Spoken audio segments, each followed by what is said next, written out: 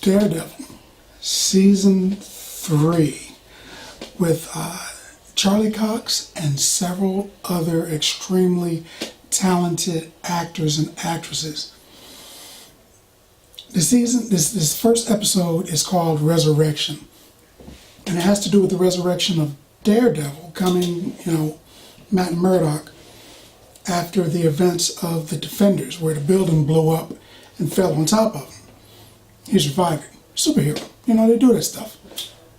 His resurrection, going from a broken, crippled man who's lost his will to survive and live, to the resurrection of the Kingpin, being a broken man who's just about lost his will to survive too. He's in jail, but certain things happen to motivate him to push forward. Certain things happen to motivate Daredevil to push forward. You got two opposing forces pushing towards one another. He's nursed back to health in the orphanage, the nurse/orphanage where he grew up. So Father Lathan at Clinton Church is helping bring him back to his good old self. Crime-fighting Daredevil Matt Murdock, the lawyer dude.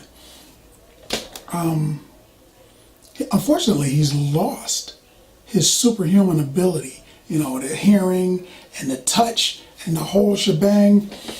It's pretty much gone. Or is it? He's got the will to survive now. He's trying to get it, at least in this episode. His abilities are slowly starting to come back. Maybe they're coming back. It was a good episode because it's predominantly in the church, shot in the church, and then some of it is shot in the prison, and then the third location is with Karen Page, and it's shot with her. She's kind of going through a resurrection too. She wants to regain her life, but she still thinks Matt's out there. So she's kind of looking for him. She's keeping his apartment up. She's going over there at least occasionally. She's paying his rent, I guess, so he doesn't get kicked out, because she just knows he's got to be out there. There's a scene where he boxes a young guy, and the guy's like, he's blind. I'm supposed to box him. And I'm thinking that kid has got to be able to figure out that something is going on here. I mean, he's not like a kid. He's like maybe in his early to mid 20s, but he's fighting a blind dude, and the dude is ducking punches and hitting him back hard. So it seems like that's a loose end. Wouldn't that kid know what's going on? How do you know that kid ain't gonna tell nobody nothing? So I wondered about that. The main hook for this episode is a dude named Agent Ray Nadine. He's got his down on his luck, helped out his family, overstretched his financial ability way beyond his means, and now he feels the pressure crushing on him, and he wants like a raise, man. He wants more money. He's verged on the edge of desperation. So what does his job do? They tell him to go talk to William Fisk in jail and see if he can get, some information from him. And I'm like, oh man, this dude needs money. He's going to William Fisk. That, the Kingpin. That's not going to turn out well.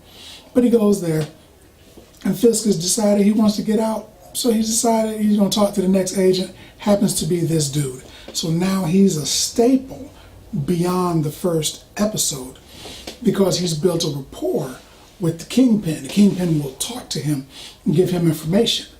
So there's the beginning of what looks like a great season. I've seen past episode 1. I'm going to do that in another video, but the fight scenes are still good, real good. Good. Some are good. But think this is great. I'm going to give Daredevil, Netflix's Daredevil, season 3, 9 bags of popcorn. But that's what I think. Have you seen it? Let's talk about it in the episode. What's your favorite Netflix superhero show? Let's talk about it. And if you like this video, if you like the content, subscribe. And then like. Popcorn Passport.